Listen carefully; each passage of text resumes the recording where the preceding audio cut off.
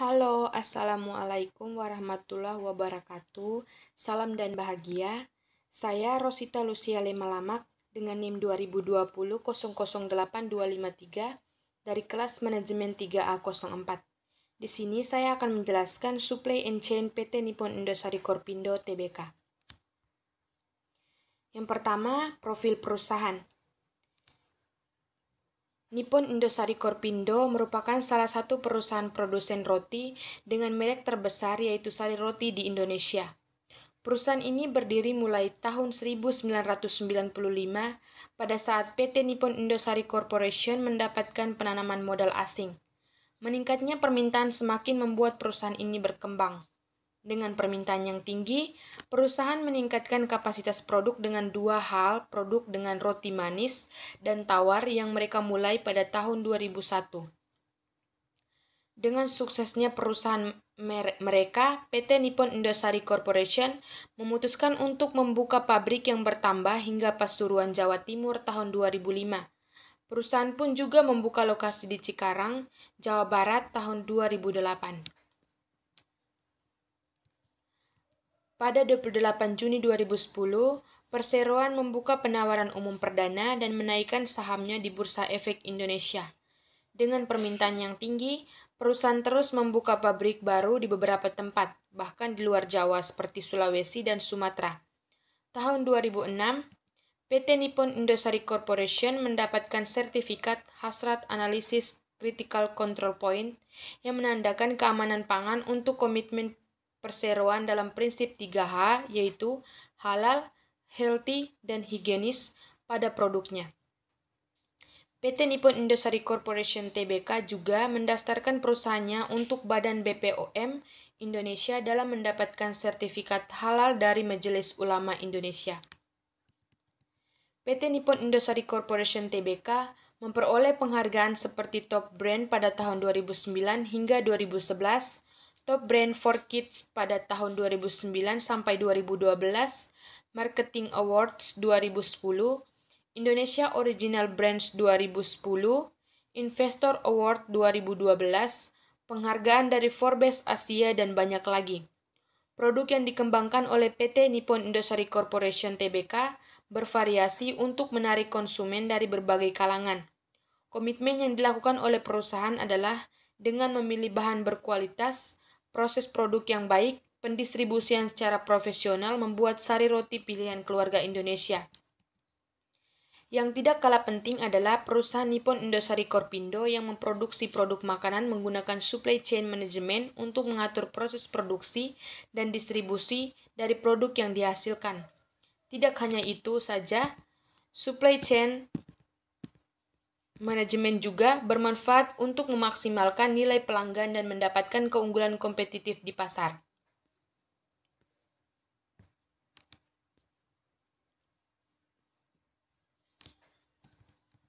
Penjelasan supply chain manajemen perusahaan Nippon Indosari Korpindo.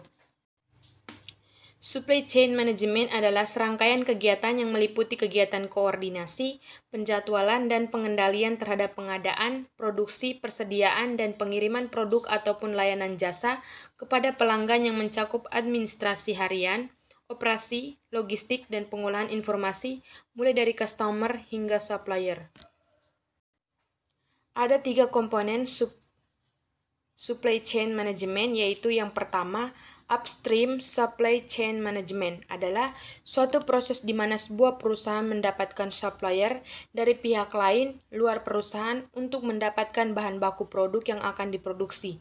Yang kedua, internal supply chain management adalah tahap kedua, yaitu terjadinya perubahan bentuk dari sebuah bahan baku menjadi produk yang sudah jadi.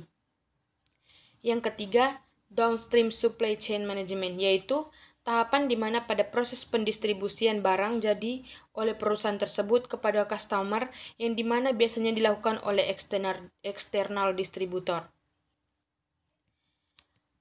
Yang berikut proses supply chain management. Yang pertama, customer. Customer merupakan mata rantai pertama yang memberikan order. Customer memutuskan untuk membeli produk yang ditawarkan oleh perusahaan yang bersangkutan dengan menghubungi departemen sales perusahaan tersebut. Informasi penting yang terdapat dalam pesanan tersebut diantaranya seperti tanggal pengiriman produk dan jumlah yang diinginkan untuk produk yang dipesan. Yang kedua, planning. Setelah customer membuat pesanan yang diinginkan, planning departemen akan mempersiapkan perencanaan produksi untuk memproduksi produk yang dibutuhkan oleh customer. Pada tahap ini, departemen planning juga menyadari akan adanya kebutuhan terhadap bahan baku dan bahan-bahan pendukungnya. Yang ketiga, purchasing.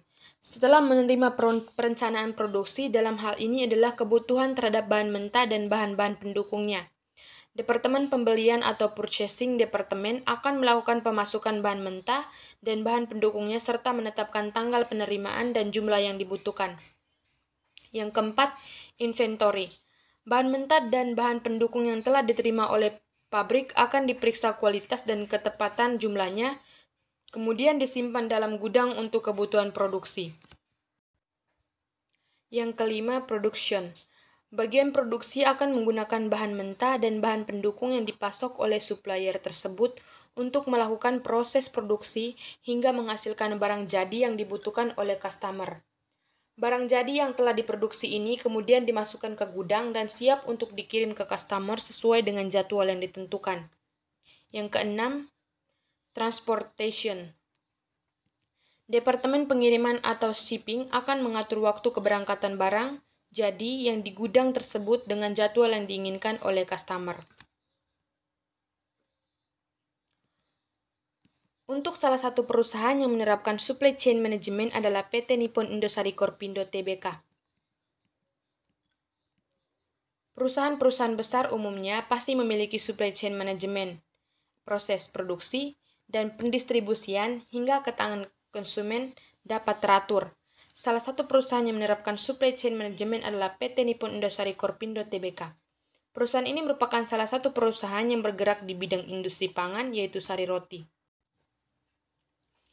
Penerapan supply chain management. Supply chain management ini adalah mengenai ketepatan, baik itu ketepatan dari segi waktu maupun dari segi harga. Dengan begitu, dapat dikatakan bahwa supply chain management merupakan manajemen yang mengatur rantai pemasok suatu produk agar menjadi efektif, yaitu dengan memperhitungkan ketepatan waktu estimasi pengiriman barang dengan biaya seminimal mungkin. Alur supply chain management ini dimulai dari supplier, kemudian dilanjutkan kepada production, distribution, kemudian kepada retailer atau wholesaler, hingga akhirnya sampai kepada customer. Salah satu perusahaan yang menerapkan supply chain management adalah PT Nippon Indosari Korpindo Tbk. Perusahaan ini merupakan salah satu perusahaan yang bergerak di bidang industri pangan, yaitu sari roti. Tentunya ketika produk ini sudah tidak asing lagi bagi masyarakat, karena pendistribusian produk ini sangat luas sehingga seringkali produk ini dapat dengan mudah ditemukan mulai dari agen distribusi keliling, toko kecil, minimarket, hingga supermarket besar. Selain strategi distribusi yang luas, produk sari roti ini juga terdiri dari berbagai macam varian roti yang dikemas secara praktis dengan harga yang terjangkau dan tanpa bahan pengawet, sehingga produk ini hanya dikonsumsi oleh anak sekolah, mahasiswa, maupun pekerja kantoran. Melihat kesuksesan sari roti sekarang dengan banyak produk varian roti unggulannya, saya tertarik untuk menganalisis bagaimana supply chain management dari PT Nippon Indosari Korpindo Tbk dalam memasok bahan baku, melakukan proses produksi, distribusi produk, hingga akhirnya sampai kepada konsumen. Perlu diketahui pula bahwa produk sari roti diproduksi tanpa bahan pengawet sehingga memiliki jangka waktu kadaluarsa yang pendek. Dan hal ini tentu membuat perusahaan benar-benar bekerja keras dalam membuat strategi distribusi produk yang baik untuk meminimalisir penarikan produk yang tidak laku dan sudah kadaluarsa sesuai dengan teori supply chain management. Alurnya dapat dijabarkan sebagai berikut. Yang pertama, supplier. Bahan baku untuk membuat roti dikirim oleh pemasok ke pabrik sari roti. Bahan baku yang dikirim tersebut kemudian harus melewati seleksi ketat untuk memenuhi standar yang telah ditetapkan perusahaan dengan tujuan mendapatkan bahan baku terbaik untuk menghasilkan produk yang berkualitas. Setelah memenuhi standar perusahaan, bahan baku tersebut disimpan dalam gudang khusus dalam bahan baku yang disesuaikan dengan persyaratan penyimpanan masing-masing bahan baku. Sebagian besar bahan baku langsung diolah untuk memproduksi roti, sehingga persediaan bahan baku di gudang tidak menumpuk terlalu banyak, guna meminimalkan kerugian perusahaan apabila bahan baku tersebut rusak atau kadaluarsa. Yang kedua, production. Dalam proses produksi, perusahaan mengutamakan kecepatan dan efisiensi produksi tanpa mengabaikan kualitas produk yang dihasilkan. Perusahaan melakukan kegiatan produksi secara terus-menerus setiap harinya, yaitu dilakukan 24 jam dalam sehari selama 7 hari untuk setiap minggunya. Dalam hal ini, perusahaan mengatur jam kerja karyawan dalam 3 shift jam kerja, sehingga harinya akan produksi roti dapat terus berjalan. Dikarenakan kegiatan produksi yang berjalan terus-menerus, perusahaan dapat memproduksi banyak roti per harinya, yaitu sekitar 2 juta potong roti setiap hari. Untuk mengefisiensi waktu dan menghemat biaya distribusi, perusahaan membangun pabrik di lokasi wilayah pemasaran produk sari roti. Dalam proses produksi juga dibuat seefektif mungkin sesuai dengan alur manajemen operasi, di mana mesin-mesin diletakkan berurutan dan berdekatan sesuai urutan proses. Adapun pembuatan roti menggunakan metode spong atau dough mixing, di mana dengan menggunakan metode ini proses produksi memerlukan waktu yang lebih lama, namun terjamin akan mendapatkan kualitas yang terbaik. Berkaitan dengan menekan biaya produksi, perusahaan menggunakan strategi mass customization, di mana perusahaan membuat produk yang variatif yang diproduksi dengan cepat dengan harga yang murah. Strategi ini didasarkan dari adanya permintaan konsumen yang tinggi akan variasi sari roti, sehingga dengan begitu perusahaan berusaha selalu memenuhi kebutuhan konsumen dengan memproduksi roti dalam jumlah besar dan tidak lupa dengan menekan biaya produksi agar harga jual produk sari roti menjadi terjangkau untuk masyarakat. Yang ketiga, distribution.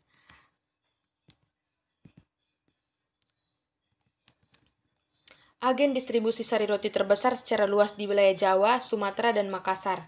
Dalam proses pendistribusian, perusahaan memperlakukan sistem just-in-time, sehingga perusahaan tidak menimbun persediaan dan dapat menjamin produk senantiasa baru dan berkualitas. Agen-agen ini namun tidak terlalu banyak ditemui karena perusahaan lebih banyak melakukan pendistribusian kepada gerai-gerai yang cakupan persebarannya lebih luas dan mudah ditemukan seperti di minimarket dan supermarket. Yang keempat, retailer atau wholesaler. Perusahaan mendistribusikan produk sari roti ke agen-agen penjualan dengan jumlah pasokan yang tepat, dalam artian tidak terlalu banyak dan juga tidak terlalu sedikit. Hal ini dilakukan untuk meminimalisir kerugian atau pengembalian produk yang tidak laku akibat terlalu banyak pasokan di agen penjualan. Selain itu, pasokan produk yang terlalu sedikit juga bisa menambah biaya distribusi apabila produk tersebut habis dan ada permintaan pelanggan. Maka dari itu, perusahaan memberlakukan peraturan, yaitu melakukan pengiriman ke gerai atau agen penjualan setiap hari bisa 2 kali sehari, tergantung dari permintaan pelanggan. Maka dari itu, perusahaan memberlakukan peraturan yaitu melakukan pengiriman ke gerai atau agen penjualan setiap hari bisa 2 kali sehari tergantung dari permintaan pelanggan. Adapun pengajuan pemesanan paling lambat dilakukan 2 hari sebelum pengiriman produk ke gerai agar produk sari roti dapat dikirim dalam keadaan baru. Yang kelima, customer. Melalui distribusi maksimal yang dilakukan oleh perusahaan, pelanggan dapat dengan mudah menemukan dan membeli produk sari roti di gerai-gerai terdekat.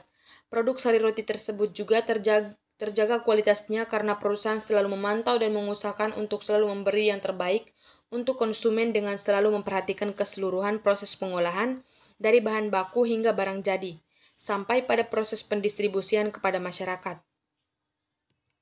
Untuk menunjang kelancaran, Supply Chain Management PT Nippon Indosari Korpindo menggunakan sistem Analysis and Program Development untuk memantau keadaan pasar saat ini, pasokan bahan baku, jumlah produk yang dipesan, dan bagaimana penjualan produk pada agen-agen penjualan.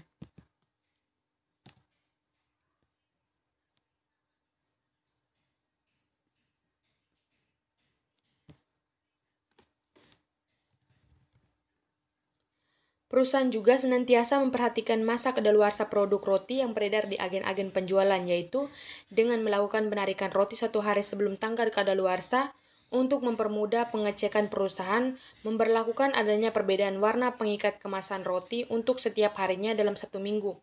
Produk sari roti yang ditarik akan dikirim kembali ke pabrik, kemudian dimasuk ke dalam mesin penghancur, lalu akan dijual kepada pihak ketiga untuk diolah menjadi makanan ternak dan ikan. Dari hasil penjabaran analisis di atas dapat disimpulkan bahwa PT Nippon Indosari Korpindo Tbk menjalankan proses supply chain management secara lengkap dengan tidak memotong bagian distribusi untuk menghemat biaya.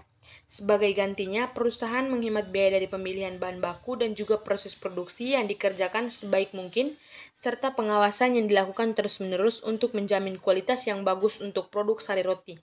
Selain itu, perusahaan ini juga mempunyai strategi yang bagus dalam mendistribusikan produk, yaitu pada gerai atau agen-agen yang tersebar luas di seluruh wilayah Indonesia, sehingga dapat memaksimalkan distribusi produk kepada konsumen, dan tentunya melalui hal ini juga dapat diperoleh laba yang maksimal. Pengolahan limbah juga tergolong bagus karena dapat menghasilkan profit lagi dengan pengolahan kembali menjadi pakan ternak dan ikan. Dengan begini dapat dikatakan bahwa PT Nippon Indosari Korpindo Tbk dapat menjalankan proses supply chain management dengan baik. Yang berikut nilai positif supply chain management perusahaan Nippon Indosari Korpindo. Berdasarkan pembahasan sebelumnya, diketahui bahwa perusahaan Nippon Indosari Korpindo sudah menerapkan supply chain management dalam proses bisnisnya. Adapun nilai positif dan penerapan supply chain management di perusahaan Nippon Indosari Korpindo adalah yang pertama, memuaskan pelanggan. Yang kedua, meningkatkan pendapatan. Yang ketiga, menurunkan biaya. Yang keempat, pemanfaatan aset perusahaan secara maksimal. Yang kelima, meningkatkan keuntungan. Yang keenam, menjadi mediasi pasar. Oke, baik teman-teman, hanya ini saja yang dapat saya jelaskan. Kurang dan lebihnya saya mohon maaf. Terima kasih, salam dan bahagia.